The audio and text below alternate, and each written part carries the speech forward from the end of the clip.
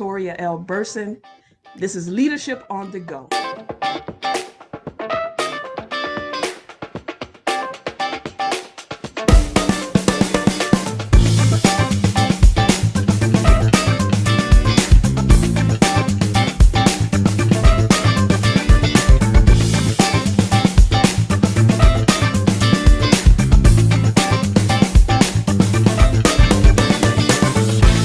Leadership is not always preparedness for the unknown, but it is tapping into the unknown prepared.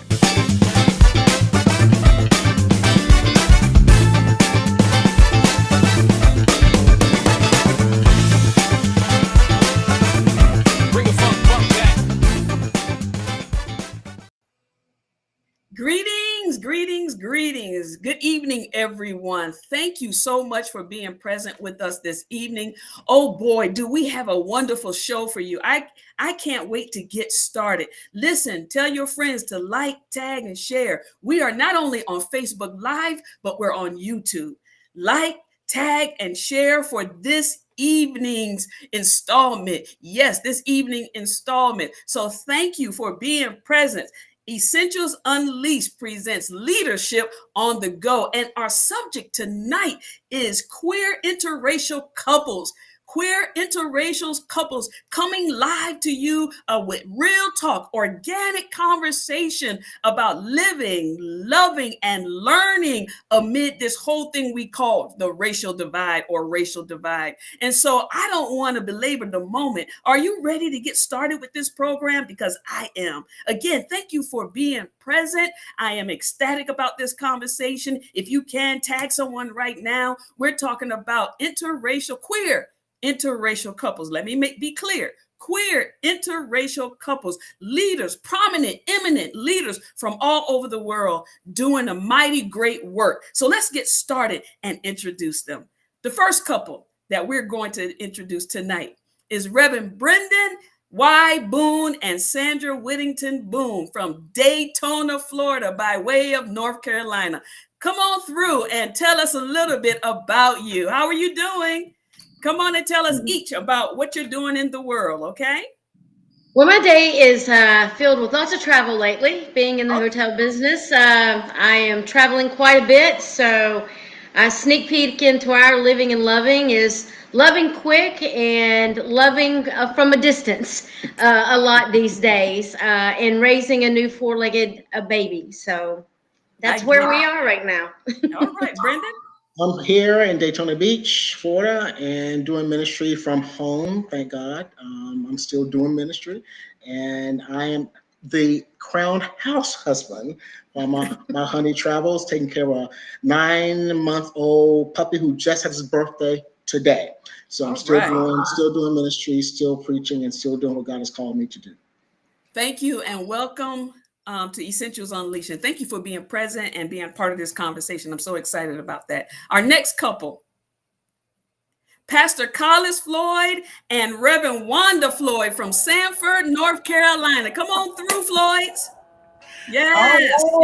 All right. I am Reverend Wanda Floyd. I work for a Metropolitan Community Church staff in which I serve as the Emerging Church and MCC Communities Coordinator. Basically, I help people from all over the world, individuals and groups, become a part of MCC.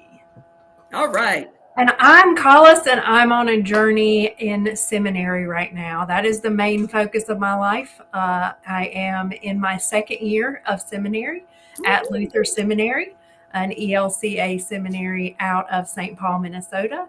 And we have lots of fun in our household, taking care of old people and young people and four-legged babies. We got it all. So we stay busy. Old people and young people. You got a mixture. All right. Thank you for being present and part of this conversation. I'm appreciative for your presence here right now. All right. Yes. And our final couple, Pastor First Lady Joyce Radden and Bishop Bonnie Radden, Las Vegas, Nevada. Come on through. This is my bishop from TFAN, one of them. Come on, talk to us. What happens in Vegas stays in Vegas. Oh, Lord. I love it. but not today. We'll let it go out there. Well, good evening. We're so glad to be with you tonight, Pastor Burson, and be here at Essentials Unleashed. I'm Bishop Bonnie Radden. I am the West Coast Regional Bishop to the Fellowship of Affirming Ministries under our wonderful leader, Prelate Bishop Yvette Flunder. Additionally, I am the founding pastor and currently pastor Refiners Fire Fellowship Global. We started in Long Beach, California, and we now have other branches in Las Vegas, Chicago, Dallas, Phoenix, and White Plains, New York. And so we're so glad to be with you here tonight. And yeah, and this is my lovely wife. All right. Good evening, Tell us a little bit about you, Ms. First Lady. Good evening. I'm First Lady and Pastor Joyce Radden. I am a recently officially ordained after many, many decades of lots and lots of behind the scenes work. And I'm grateful and humbled at that final gifting, recognition, and calling. And I am appreciative that God has finally allowed me to serve in a pastoral space. I have had many experiences, again, behind the scenes, counseling one-on-one, all walks of life, etc. And I'm just grateful to bring people to their next awareness, their what's next level. So that's my pastoral space. And professionally, I'm in the legal field and have been for 35 years now. So I'm not an attorney. But grateful for that calling as well. Yes, that is definitely a call. Just because you said legal, I don't care if you're attorney or not, I'm gonna have to watch what I say. All right. So thank you for being present. Thank you for being present, Bishop Bonnie. I know you're extremely busy, as well as you, First Lady, as all of you are busy, because you got really, really powerful ministries, and the work that you do outside is still ministry to me. Even to travel with the hotel, that's a lot, right there by itself. So let's get started. Y'all ready? Amen. All right, let's go with the first question I have for you. How long have you been together? We're just going to have dialogue and conversation, right? So whoever wants to dive in, what couple wants to dive in first is fine. How long have you been together? And give us, if you will, a sneak peek or a preview on what living, loving looks like for you as a couple. All right, I think y'all tapped into it, but we want to get deep. I want to get nosy. I want to get messy. Come on.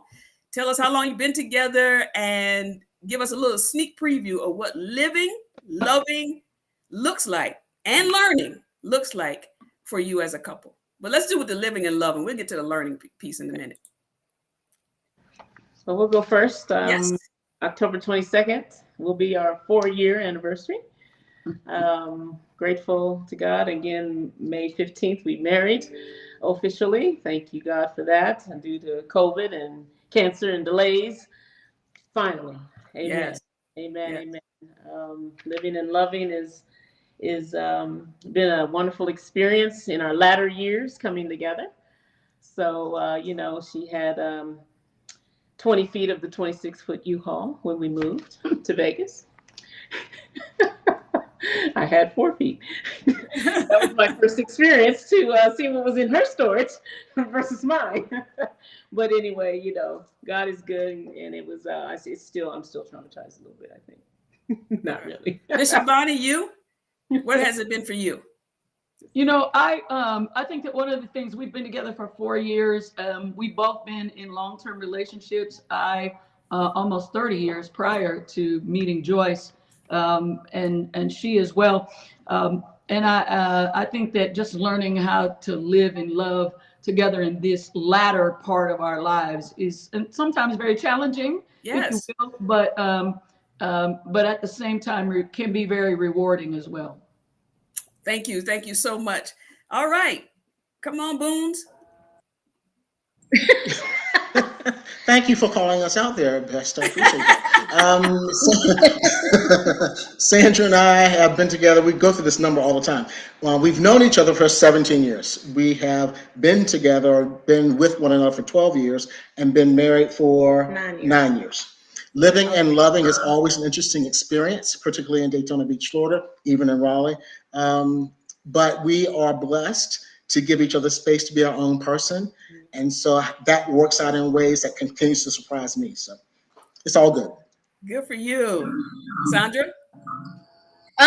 Yeah, I mean, I think for us, living and loving continues to change. I think, you know, you talked about, I want to hear the deep parts. I think, you know, in the beginning, we all know what new relationships look like and feel like. So the first 4 or 5 years was really, really passionate. That's the word I'll use. And then you know, you start to grow into learning that sometimes loving is a lot different. It's not always just physical. So I think, you know, that's what I continue to feel and have in our relationship. You know, there's the love goes much deeper than some of the craziness of those early years. Let's just leave it at that. How's that? Listen, I get it. I get it. I get it. And then what is unique about you two is that you said in the beginning, you travel like 80% of the time, right? Mhm. And Yes, so I mean, yes, sometimes I you're gone do. like for months. Well, I've got my longest time has been 20 days Oh, 20 straight. days. I thought it was months. Okay, forgive Yeah, me on that. well, it feels like months because most of the time I'm only home. Like I got in Friday, I fly out Tuesday morning. I wanted to make sure I was home, so we were both in the same space for this experience. So I rearranged some things to make sure I was here. So when I leave on Tuesday, I'll be gone another 13 days. So. Okay, okay. So we're going to talk more about that later, particularly as it relates to distance, because there are couples out there, whether they're interracial or not, trying to navigate what it feels and look like in this whole notion of being apart and distance, especially post COVID. I mean, because that's becoming a lot more couples' reality, right? So we'll talk more about that later. Floyd's, come on through, talk to us. What does it Well, mean?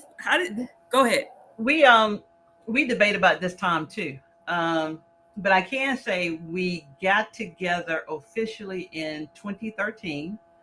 Um, got married in Las Vegas on 12/31/14. It snowed. How many snowflakes? 10. It snowed in Vegas that day 10 snowflakes on Christmas Eve. on our wedding night. So we got married there in 2014, and so I guess been together be 6 years this year. That's Not right. so good at math. This is a brilliant part of our relationship. This is why we went. This is why I went into ministry. I Yeah. can't count. Yeah. So it'll be 7 years this year. That's the way the math Okay. adds up this year, I Oh, think. Lord. So Okay. yeah, So I don't know. living and loving does not include math. Thank goodness. Hallelujah. But it does include navigating our world here in the South, and of course we get more into that.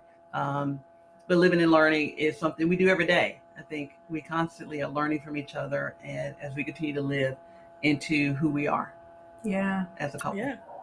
Yeah, it means a lot of laughter for us and a lot of fun. Part of our wedding vows, or at least my part, was that we're going to laugh at ourselves and each other a lot in life. And we embrace that laughter as much as we possibly can because, like everyone, we have so many things that are pulling at our attention and trying to take time, and we have to find the humor. And that's one of the things we do well. Yes, y'all do. Thank you so much. Thank you. So, okay, next question I have for you is: can each of you briefly name one paramount challenge you have had to encounter in your relationship, and what have you learned from it? And I'm going to start with Bishop Bonnie. My. I think that some of the challenges were coming together at a latter part of life. When you're used to doing things in a certain way, and and then you come together with someone, you fold the towels one way, they fold the towels the other way. Both of us have had, homes. I've owned homes. Just in the simplest things of learning how to really live together. Not just, loving is an easy part, but living together, that's another aspect of it. So if I were to say anything I would say that probably learning how to live together in as an older couple, That's meaning good. that we That's didn't come good. together when we were 20 or 30. That's good. That's good. And that's real. That towel thing, you just did something to my heart, because I fold one way and Prophet folds another way, and I'd be like, yeah, yeah, yeah, yeah, yeah, yeah. So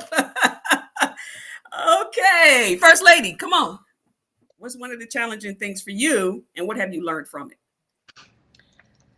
Ooh, I would have to say that obviously for the rest of the world, the pandemic definitely has shifted the trajectory of what we anticipated once we relocated from California to Vegas. It was glitz and glamour, if you will, of the Vegas lights and whatnot. And then both of us lost our income, benefits, just days after Bishop's breast cancer diagnosis. So 2 years in, bam, it was just trying to figure it out, trying to navigate. But God has brought us through, and we have not missed a beat as far as living and loving in this space, navigating through health challenges, both in charge, needs, wants, surrender, give, take, all of those spaces. We had to learn expeditiously and how to care for each other and what we needed from each other and what that needed to look like, if you will. So it was a lot of conversation, a lot of a lot of understanding, a lot of bumps, if you will. And that's real and that's the truth. So, another major challenge we'll talk about briefly is just navigating through the health um, insurance coverage for a major illness. Yeah. Grateful to have an advocate. We didn't understand how people who don't have an advocate walk through that space. Right. The deductible versus um, prior authorizations, and then we were traveling to Cancer Treatment Center in Arizona during the pandemic, to which we had the airlines where we had the jet several times to ourselves, if you will. But walking through the changes of the world, and so we've hit the ground running. And for a while, it was every day we'd wake up and say, "Well, what's God going to bring us today?" That's good. That's good. That's good. What about you, Floyd? I think for me, when I looked at this question, what came up was being African American here in the South. Especially, we lived in Vegas. I grew up in North Carolina, and then we moved to Vegas. I felt like we had freedom for 2 years. And then we came back here right at the time that the bathroom bill hit in North Carolina, and so many other things within the queer community started happening. So that was the first thing that came up for me when I looked at this question, was just being an African American woman in the South in a really conservative state and a conservative city. And there's more to that story that we'll get into the other questions. But yeah. What did you learn from it? What I learned is that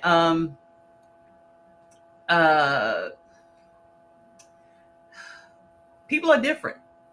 I think for me, I didn't realize how different the East and the West was as far as mentality and as far as the way people thought about each other until we moved to Vegas. I mean, we're only there for 2 years, but we're on the West Coast. And this idea of live life like you want to live life and stay out of my way is very different than in North Carolina, where for me, I'm subject to the white gaze almost every day I go out into the world.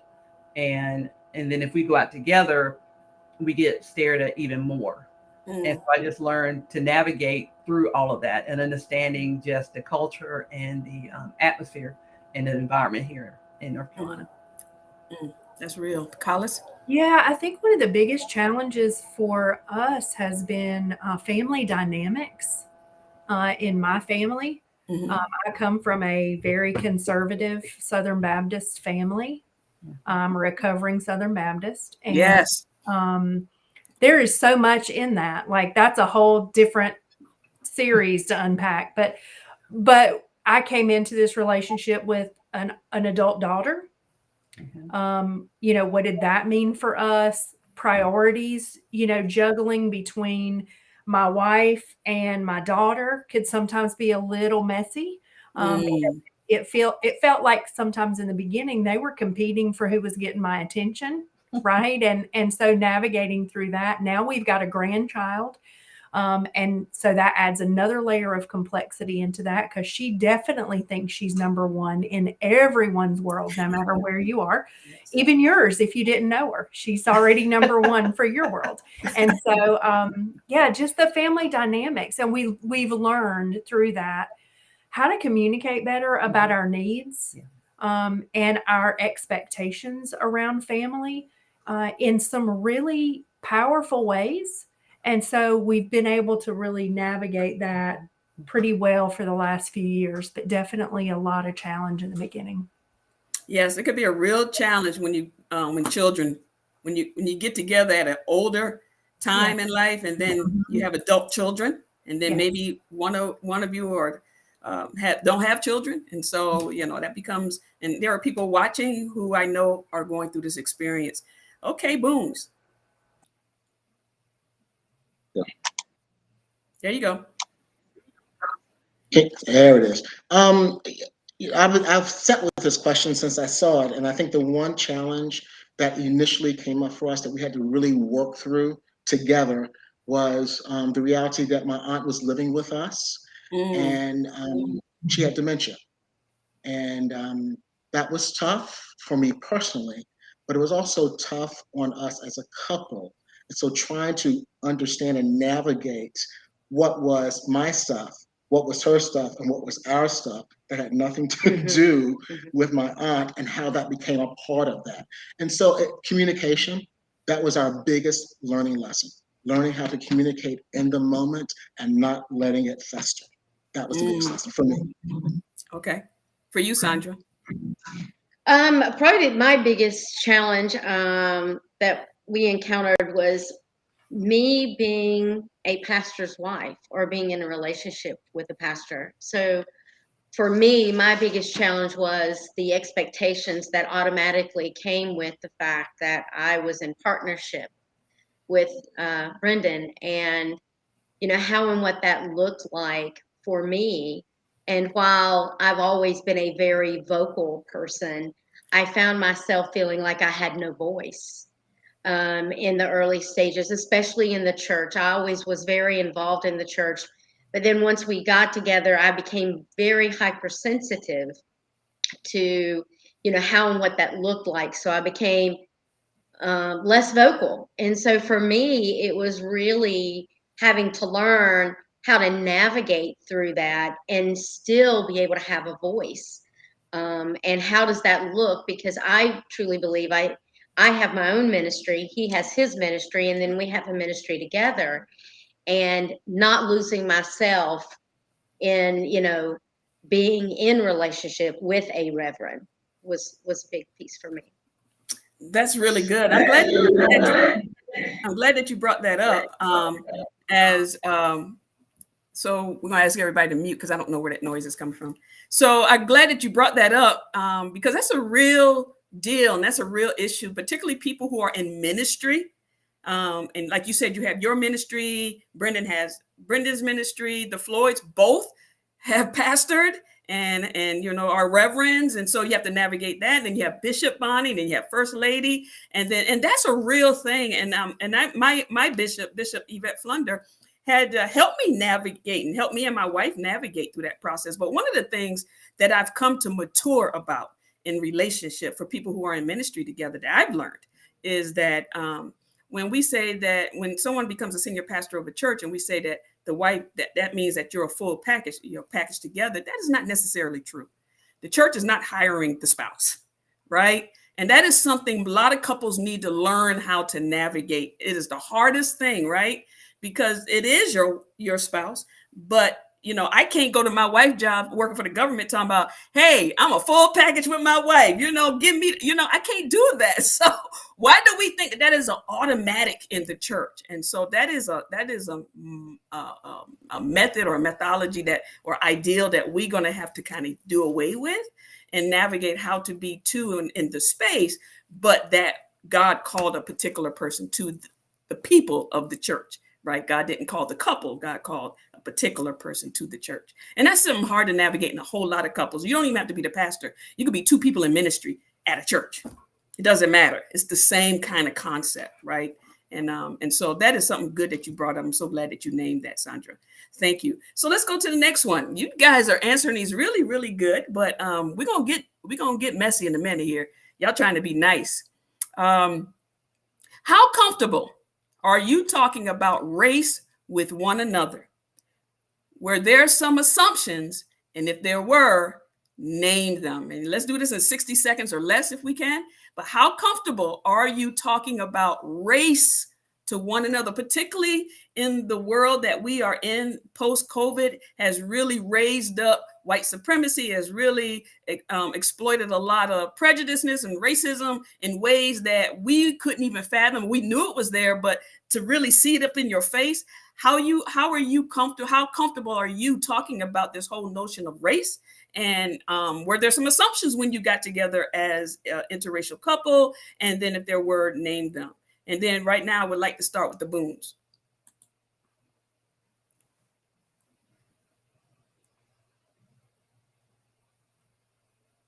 So we can't hear you.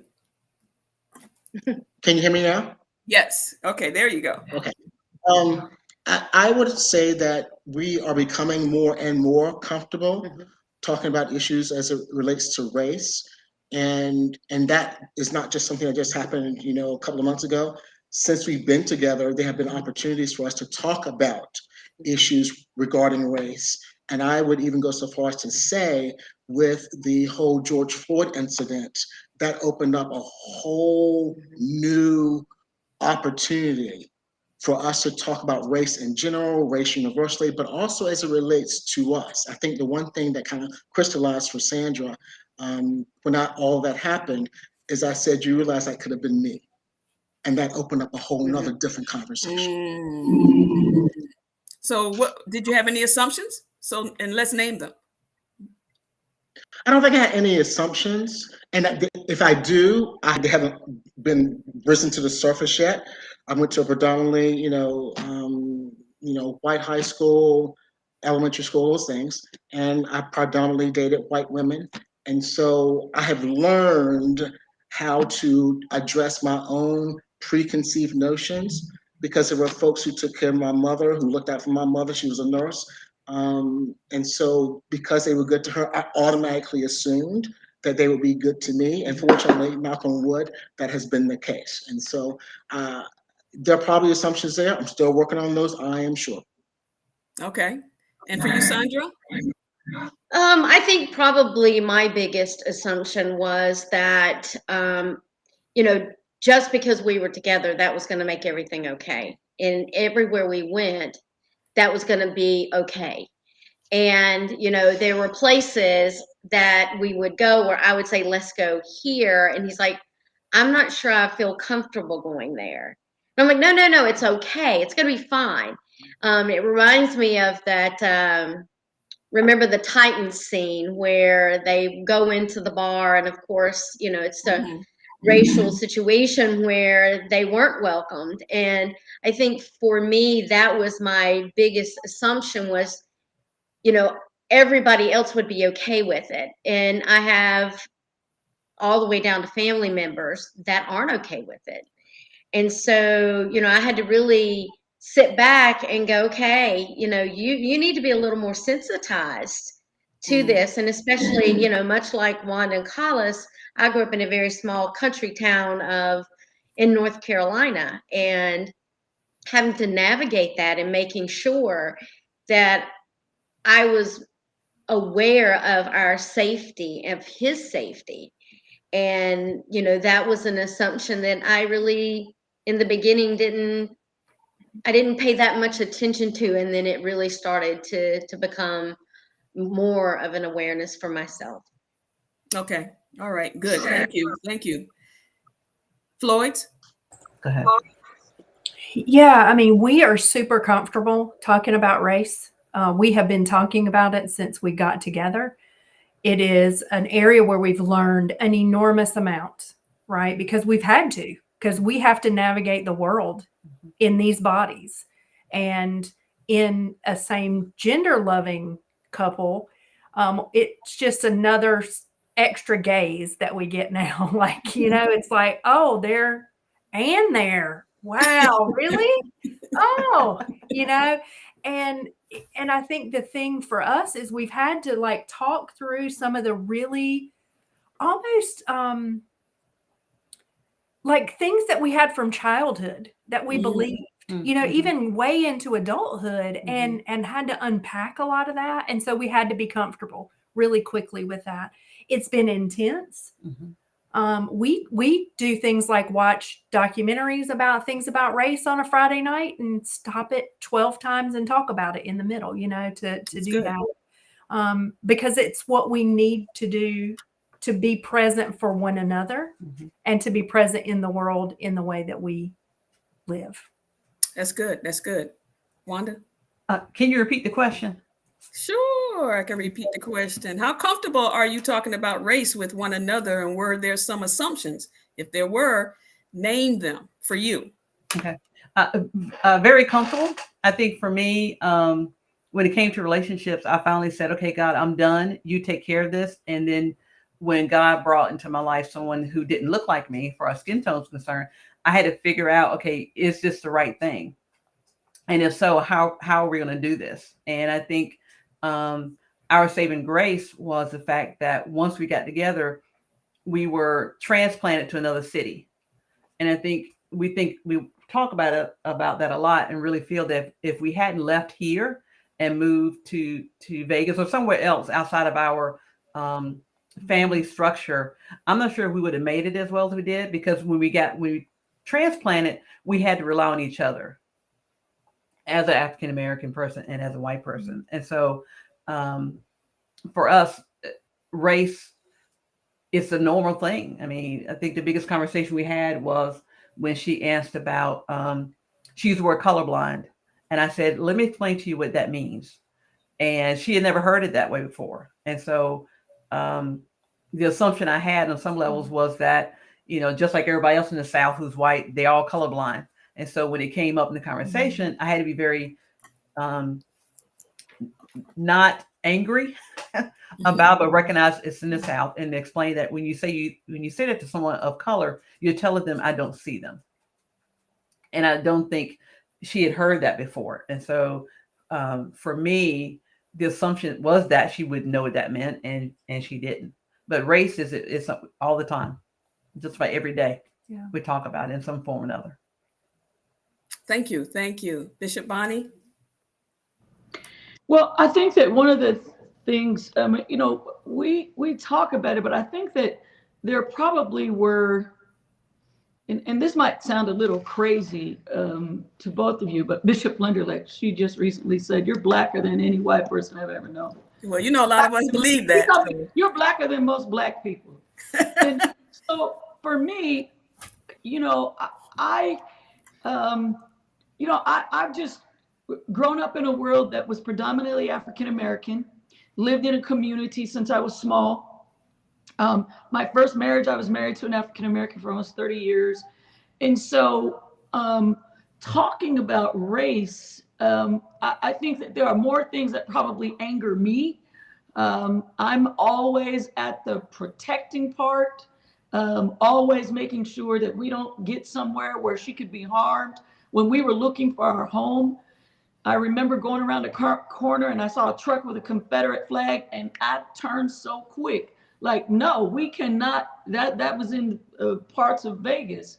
We moved here from Southern California, where Long Beach has the second highest gay population, and by USA Today is known for more diversity than any other city. So I lived there for almost 40 years. So it was incredible for me. But when we came to Vegas, and by the way, the reason we came to Vegas was because I'm a mass crisis counselor for mass shootings, and the state had me come here to help them. And then we saw a lot of need, and decided that God needed our heart and hands here. Do we miss Southern Cal? Of course. But, we're not uncomfortable in any ways about it. And I probably bring it up more than she does. Because there's so many injustices and so many things that anger me. But then at the same time, I feel like, okay, God, then you've placed me in a place where I can attempt to be a voice and attempt to be hands and a heart, to do this injustice work and this justice work. Yes, yes, that's good. That's good. And it's so funny that one time you were preaching and I was listening to you, and even my own wife said, "Who's that preaching?" I said, "That's Bishop Bonnie." I thought that was a black woman. I said, "She is black." So But most people say it all the time. First Lady. I believe we are comfortable talking about race, but I think that not until the onset of the pandemic did we really start to have any kind of dialogue. It's not, grew up similar to Reverend Brendan, predominantly white, opposite of white schools, white side of town, white, white, white. And then that takes me back to pre 1985. So between 85 and present, race hasn't really had an effect in my daily dialogue or conversation, if you will. I think that I don't have a lot of assumptions. I do proceed with caution in certain mediums and forums, but it's not the dominant or predominant space for me. I kind of carry myself in another way anyway, and some people think, who's that white lady talking? So we're on the opposite ends of the spectrums here. It is so true. Yeah, I'm like, babe, where'd you learn that? No, that's not how you say that. But I have to check myself. Is that right? But I think that I kind of educate her on certain aspects when it comes to one of our favorite African American movies, and I'll say it's C and P, The Color Purple. Certain phrases we can all name that note, name that tune, name that line, name that dialogue, and she'll be like, "What is that? What is that?" And I said, "Well, we got to sit down and watch it together, so that when you're in these multicultural communities, you'll kind of know more, if you will." She's not really a movie person or into the soap operas, yes, but anything rated R, no. Okay. Her spirit, if you will. So. And I'm so glad you guys named this. You already named it. Pretty much Brendan named it, and so did Bishop Bonnie name it, and a little bit of the Floyd's name it. But I want to ask a question. I have to ask. I know people are dying for me to ask, because I see some of our audience members, and I'm going to ask this question because we know Blackness is not monolithic, right? And right. So when you are in this interracial marriage or partnership, and we talk about race, and this might make you a little uncomfortable, but so when we talk about race, Brenda, would it sound like for me that culturally that you are more developed in white culture or European culture, let me say that, than you are Black culture? And I might be misunderstanding that. And the same with, Bishop Bonnie, who says, listen, since I've been a girl, I grew up. And so Bishop Bonnie's enmeshed in Black culture. So do you believe that some of your family members or your friends think that you guys have kind of like betrayed your culture? Anybody can go. Yeah, well, I'll jump in. Okay, Brendan. Go ahead, Brendan. Go ahead, Bishop Bonnie. No, go ahead, and then I'll talk. What I will say is I don't think there's a sense or feeling of betrayal. Mm-hmm. My family has been incredibly supportive of me since way back when, if you will. I know my history. I know where I was born. I know where I grew up. I didn't have a shower until I was 15 years old. That part of my life doesn't leave me. And so we understand that. I understand that. However, I was always provided opportunities that were not necessarily readily available in my community, but I could go and attain access to that. And so I would say no sense of betrayal. If anything, it's a sense of we supporting you, we're rooting you on, but don't forget where you came from. Yeah. Period. Yeah. Thank you for that. Thank you for that. Bishop Bonnie? I think that one of the challenging parts for me was that I had several white preacher friends who made comments like, "You're trying to be black," and I'm like, "Well, how do you try to be black? Can you help me with that?" Some of those ignorant, and they are very ignorant comments to me, and not only are they ignorant, they're incredibly racist. But they came from my white preacher friends that actually steamed me up under the collar in ways that they just don't understand and need to be schooled, if you will. And then additionally, my family is very racist. They'll make racist comments. They'll make, I'll give you an incredible example. Is that one of my family members, when the George Floyd issues happened, and I think that things anger me so much that I have to be incredibly careful. But and it was really hard for me during that to not be able to go out and protest with my brothers and sisters, because I was going through cancer at that time and I couldn't risk my immune system and stuff. Y'all know, and Pastor Burson, you know what I'm talking about with that. But one of my family members, I'll never forget, First Lady and I were in the car, and the comment was this about George Floyd, and it was saying, "Well, if how did exactly how to say that? If he wasn't a criminal, if he wasn't a criminal, then he probably wouldn't have been killed." And I'm like, now what kind of sense does that make? And I find myself having to be careful that I don't get so angry with some of these comments that folks make, and that what I do instead is use them in a teaching moment instead of in an angry moment. Like, you're just stupid. I mean, I'm sorry, but you just dance. You just dance. Yes, thank you, Pastor Brandon. But instead using it like, okay, wait a minute. And recorrecting that, and recorrecting some verbiage of my own family, my most immediate family, meaning mother and sister and cousins, those kind of folks. I grew up in the Midwest in Iowa, moved to Southern California when I was 23 years old. So I've been away from there for a very long time. But yeah, so those are some of my incredible challenges, especially around very white preacher friends who've made some very ignorant comments like what I've shared with you, and worse. Thank you for sharing that. Thank you for sharing that. Racism space, if I could just add a little bit there, within the African American diasporas of churches. Yeah. I can read, I can write, I can speak well. I've been accused of being bougie and uppity and you're better than us. And it's like, well, wait a minute, I work hard. I am educated, I have a degree or two, and I know how to carry myself in certain spaces and circles. And it's my own cultural persons who are saying these things. Yeah. So I have to walk through that in a Christian spiritual setting. Yeah. I've been overlooked and passed over, if you will, because I know how to do something just a little bit differently than they do. And it's been a setback for me within the growth of ministry. So kind of a reverse kind of space there. Absolutely. I think everybody pretty much who's of darker hue have experienced that.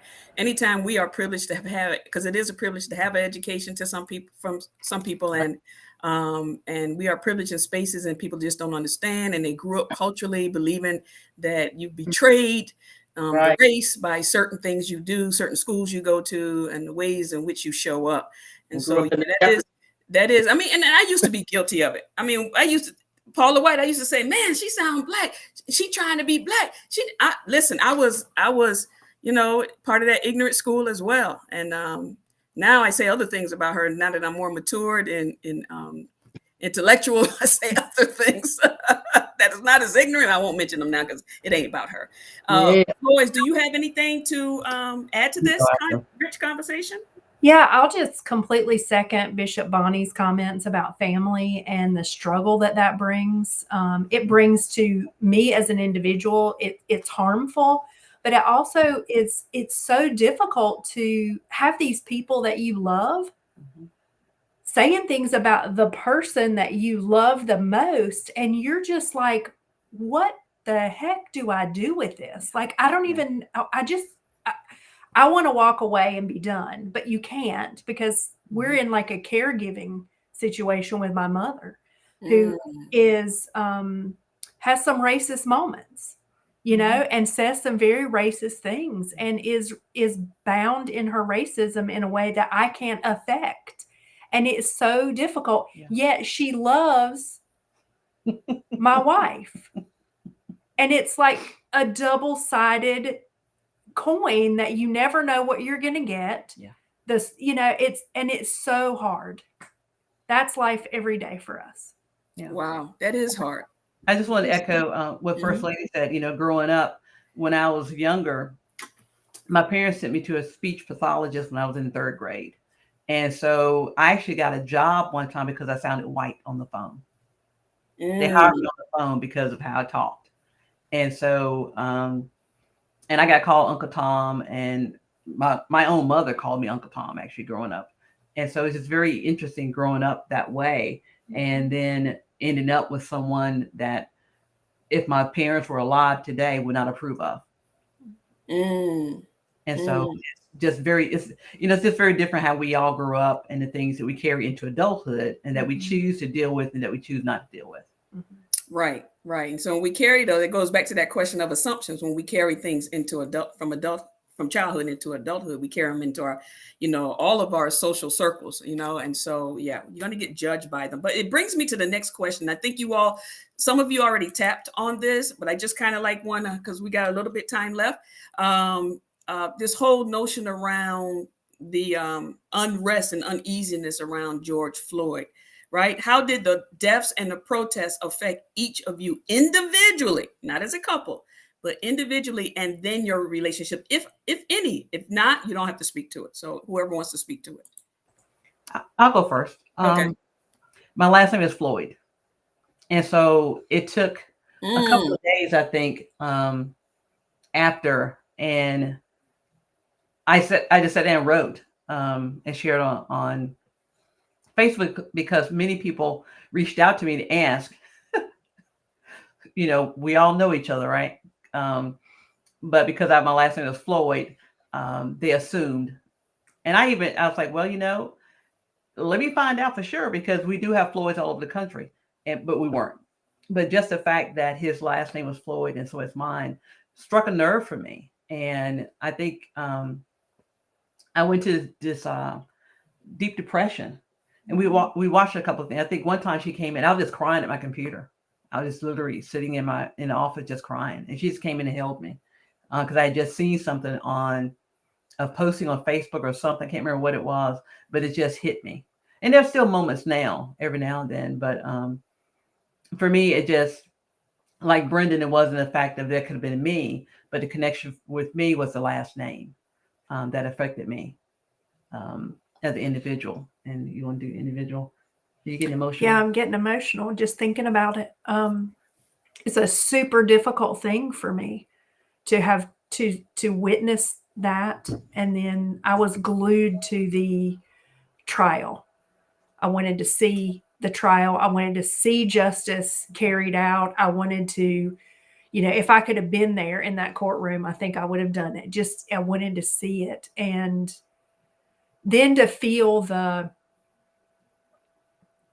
it's not heartbreak, but the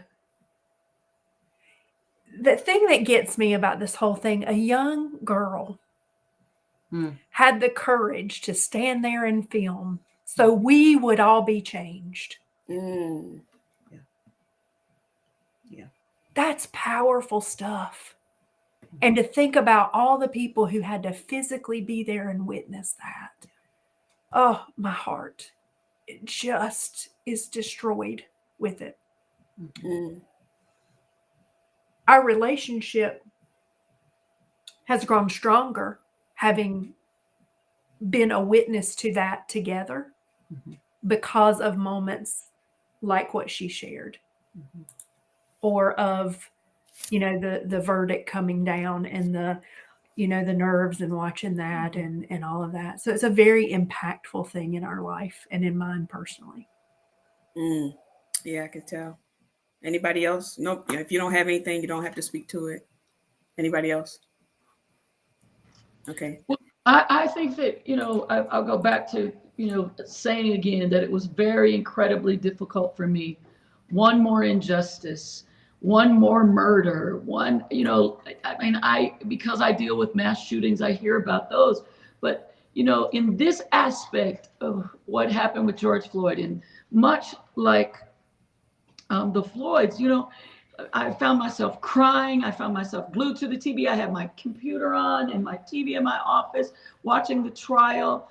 You know, I found my whole life ticking and talking about that, and found myself attempting to right injustices that I was seeing happen right now, every single day. And then on top of all of that, what I lived with, and I don't know how Sandra and Carlos are, but I lived with fear every day when this woman leaves at the house. I pray.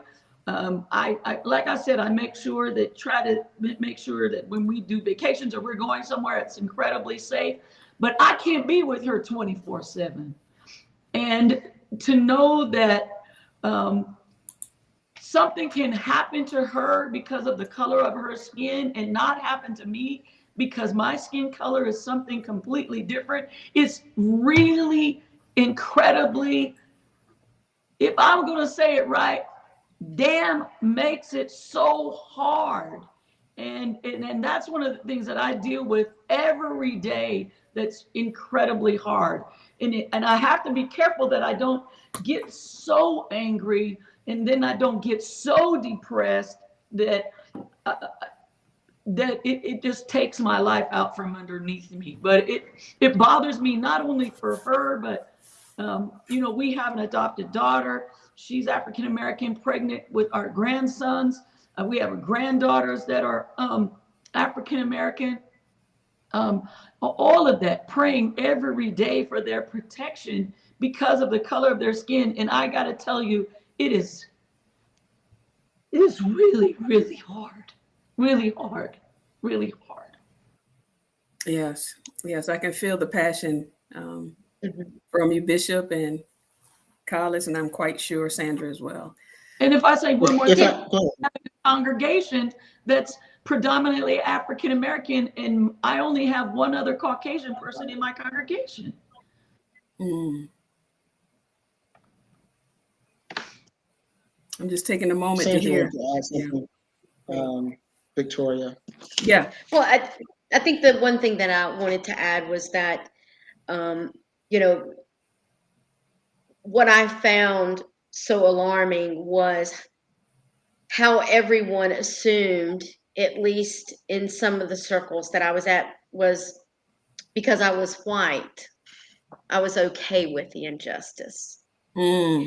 And that's where I had to step up and go, hold up, you got the wrong person here, and really having to speak out against that, because it just seemed like, if I don't know, the color of your skin decided which side you were on, and there was an assumption, I think, on both, African American and white folks, that, because of the color of your skin, there was an assumption of where you were going to be in Yeah. your opinion, or where you would stand.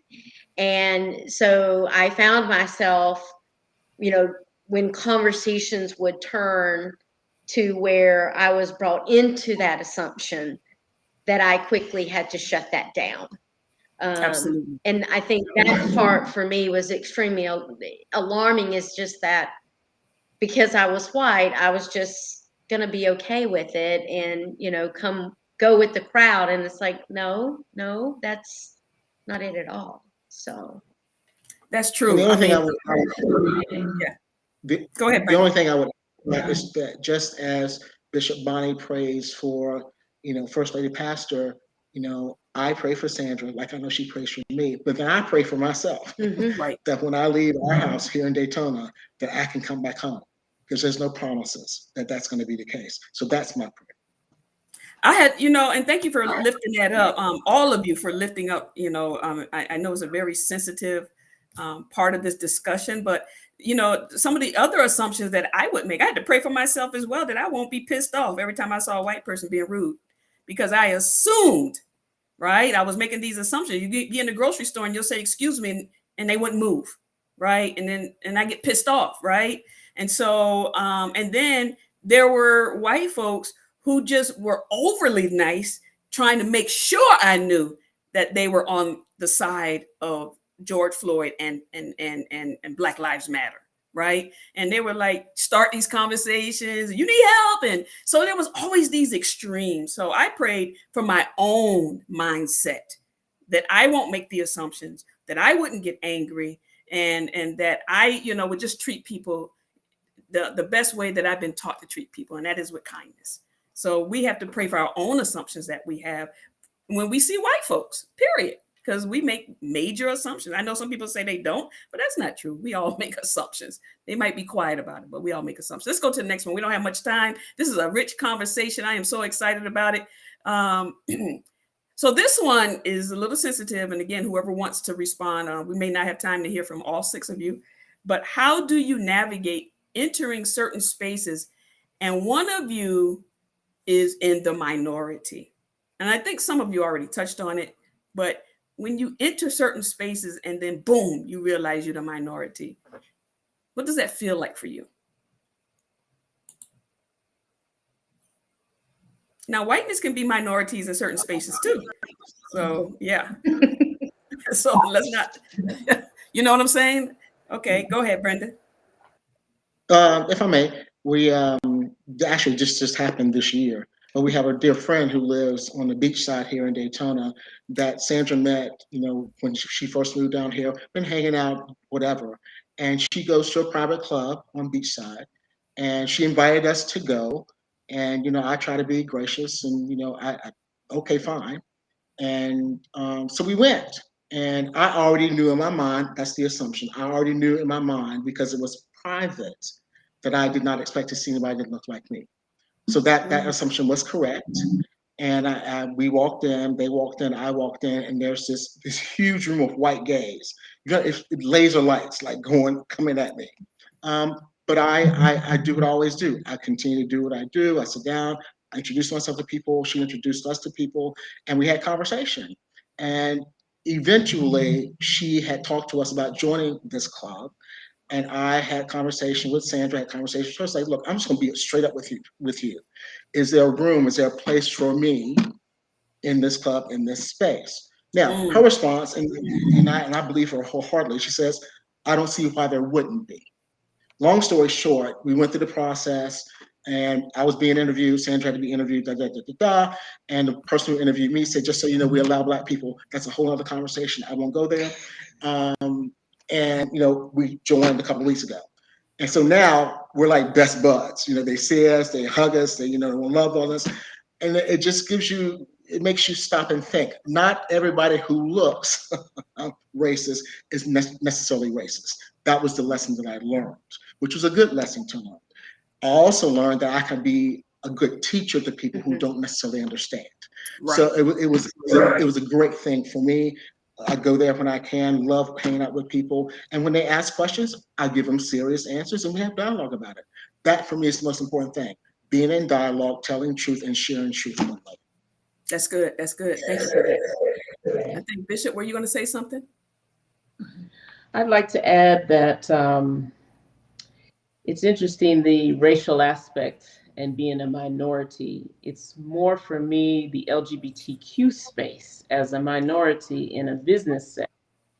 I need insurance for my wife.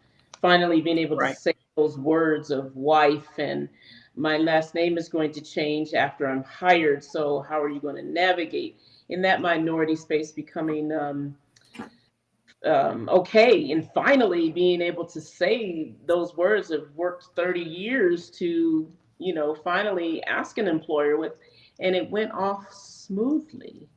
So that minority fear and apprehension and reservation, okay, how am I going to do this? What am I going to do? Nope, here's my marriage certificate, change it now, just as if it were someone else. So I was blessed and grateful that that assignment finally appeared after long, long, long search over the last pandemic year. And that was a welcomed a welcome space as a minority in a non, LGBTQ space. So the racial tension space is not so much a thing, if you will, in my world and walk as I take and talk, if you will. Wonderful, wonderful. So with a few minutes left, oh, go ahead, Reverend Wanda. Brief, I was going to share. What's interesting about this question is that it's been the opposite for me. I grew up in an environment in which everything around me was white. Mm-hmm. Because at the time I came through school, they did IQ tests and all that stuff. And so I was put in advanced classes. So I was one of maybe two blacks in a class full of whites, and the other black person was my cousin. And so all my life, all the way through school, I've had to navigate white areas. So what's interesting about this question for me personally is that I feel a minority when I entered into all black spaces, which is very weird because even though my neighborhood was black, because of how I grew up, my friends didn't hang out with me because I was, Oreo, Uncle Tom's. They stayed away from me a lot. And so for me to grow up and to come into, God called me to go get my MDiv at a HBCU, historically black college university. Never set foot on the campus of Shaw University, but that's why I went. And I'm sure someday God's going to reveal to me why I was sent to this all black, conservative, heteronormative university, homophobic. Haven't gotten there yet, but that's a twist for me on that question. So I just wanted to share that before you moved on. Interesting. That's good. That's good. And thank you for sharing that. Okay, so one final question that I'm going to ask you all, or might be maybe two. What do you do for fun? So here's what we're going to do. One person in the couple answer one of the questions and the other one answer the other question. So, hey, then we cover both of my questions. What do you do for fun is one question. And the other one is, what are some of the gifts you gained as an interracial couple? What are some of the gifts you gained as an interracial couple? Who wants to go first? All right. We'll go first. It's easy for us. We like to people watch. That's what we do for fun. Since we've been together, we can sit in a food court and just watch people all day long, or on the beach, especially on the beach, and watch people all day long. So that's what we do for fun. And some of the gifts we've gained, I think, from being an interracial couple is a level of sensitivity around reading a room, understanding the space that we're in differently. I think it's also that, we've learned to appreciate culture in a different way. And that has made a huge difference for us in our relationship. That is wonderful. That's wonderful. Brendan?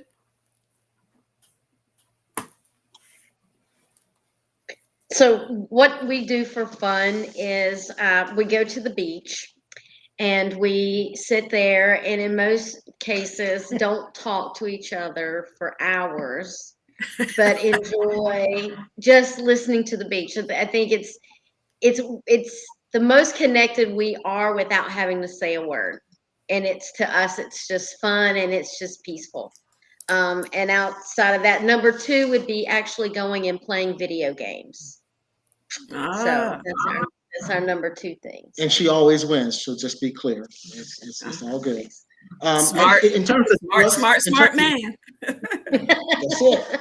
In terms of gifts, I would wholeheartedly agree with what Kyle said about sensitivity, being open to culture, and also being equipped, if that's the word I can use in this moment, to be able to engage in conversations with folk that we wouldn't otherwise be able to engage in those conversations.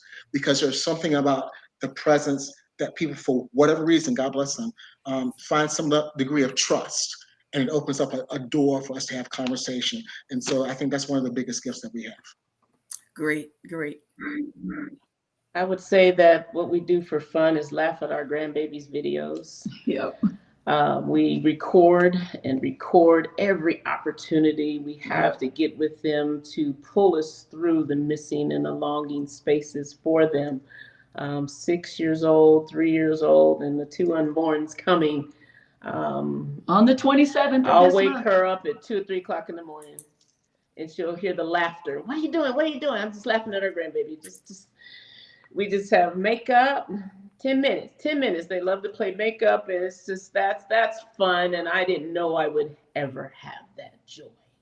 That's great. That's That great. in the latter years, it's just we miss them immensely. So, go ahead with the hard question. Well, I think that the gifts that we've had as an interracial couple is her learning me as a person who has not operated in a white world, and me learning her who has operated not predominantly in an African American world. Wow. And then learning those things together, because it's almost like the flip. You understand what I'm saying? And so learning those pieces about, oh, you didn't, or then she, oh, you did, kind of thing. So it's just learning each other, and then being appreciative of those spaces in each other. And I like to blow her mind on certain things. What? I am sure. Listen, just 10 seconds or 15 seconds or less. I just want to, what are some, I said I lied. I have one more question, and one of you can answer this. What are some boundaries as an interracial couple that you can share with those who will be watching this, who are watching and who will watch the replay? Some boundaries that you have set for yourself as a couple, just some boundaries. Just name some boundaries, because we have some people here who are in interracial relationship. Carlos? Check in often with your partner when you're in spaces that are unfamiliar. A big boundary, because we had a situation where it was like, if you're ready to go, we're bouncing. Like there's just one word and we're out of here, or the same vice versa. That's good. That's good. Check in with each other when you're in unfamiliar territory. That is really good. Boons? We can't hear you. For us, it's, for me, it's listening when he says he's not comfortable. I let it go. So it doesn't matter where we're going, whatever it is. I don't care if in any moment he says, I'm not feeling this, we're out. Much like, Collis and Wanda said, because that's the part that in my world and being in an interracial relationship is, as I said earlier in the show, I might be okay and think it's okay, you're with me, but it's not comfortable for him. And so listening, being very in tune to listening when that individual says, I'm not comfortable, make other arrangements, do something different. Being sensitive, listening to your spouse when they say they're not comfortable. And I know that can go on both sides, right? But particularly African Americans, when we enter certain conservative spaces. So thank you for naming that. Bishop Bonnie, First Lady. Well, I think that, I'm right with both of them. I do not do well without diversity. I have to have diversity, or it drives me. I mean, I'm uncomfortable. I don't like it. It doesn't work for me. And so us just really having that conversation, the same thing. This is not working for me. We just can't be here, because I feel like I'm coming out of my skin. So I'm with the Boones and with the Floyds is actually, being sensitive to each other. But I think I'm more on that side, that I've got to have diversity. I cannot stay in a space long where there's no diversity. And where I feel there could be danger, I'm out. For her. Yes. Danger and diversity. D&D. That's a sermon, Bishop. Yeah, it Danger is. and diversity. Everybody give Bishop Bonnie credit one time and then take it. I know I'm going to do it. So anyway, thank you all for being present here on Essentials Unleashed Leadership on the Go. This has been rich conversation. I'm so excited, and it won't be the last. This is the first time I've had couples on here, interracial couples, and I was intentional about Black and white spaces. And of course, there are interracial, all kinds of interracial couples, and we will have those shows. But because of this, the ways in which we have shaped the world and shaped the culture of this world, believing in half of the stuff we believe has been always about black and white. And we don't think about all those in between those two. And so I'm just so grateful that you took the time, Sandra. Listen, I know you traveled and you moved your calendar around to be present, because I was trying to make it all about y'all need to be together on one computer. And so thank you all for doing that. And I appreciate it so very much. Do you have any last minute nugget that's going to take 5 seconds? Anybody? First partners. Say that again. For first partners, give us a break. Love us more, please. First partners, give your other person a break. How about that? Give each other a break. And so, one of the things that Bishop Flunder says, that, everyone needs to learn how to take their glory off when you get home.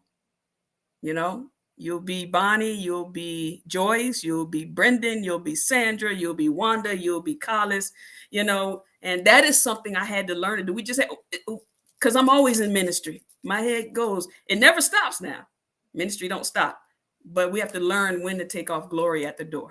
And so thank you, everyone. All of you Facebook Lives, thank you, YouTube, thank you. And all of those who are going to be watching the replay when we play it again and again, please let us know where you are listening from, where you are stationed. We are so happy to have had our guest, Bishop Bonnie and First Lady Radden. Yes, from Nevada. Then we have Reverend Wanda and Pastor Collis. Floyd, thank you up there in North Carolina. And then we have Reverend Boone and Sandra Boone from Daytona by way of North Carolina. They want to make sure you know that. So thank you for being present. Thank you for being here. We have some announcements. So stay tuned for these announcements. Do we have them up? Yes. Here's our next show in 2 weeks. Is Leadership Reimagined Ministry Forward, taking a closer look at a new wave of ministries and movements on the horizon. Our special guest will be that of Bishop Edward Donaldson, Apostle Yvonne Harrison, Pastor Will Horn, Bishop Allison Abrams, and Bishop D. McClooney. I do not know how to enunciate his middle name, and so we're just going to say this is going to be a wonderful 2 weeks show. These are people who are on the move, ministry forward, who are doing some things in the world, doing ministry a little different. We're going to find out when, how, why, what, and all of that. And so we're going to have a conversation about what makes their ministry a little different than ministry now and what makes them a movement. So stay tuned for that. Next announcement we have, and this is dear to my heart. This is my personal production engineer, and this is perfect choice for all your business need and graphic needs. This is the guy behind the scenes right now. He will assist you with your business, your brand management, social media, marketing, logo, flyer, video. He does all that for me. He says, connect with him at Perfect Choice Consultant, Ashton Peterson, CEO. This is my collaborative partner. I say thank you to him. Thank you, everybody, for watching. We'll see you in 2 weeks at the same time, same bat channel. God bless you. Stay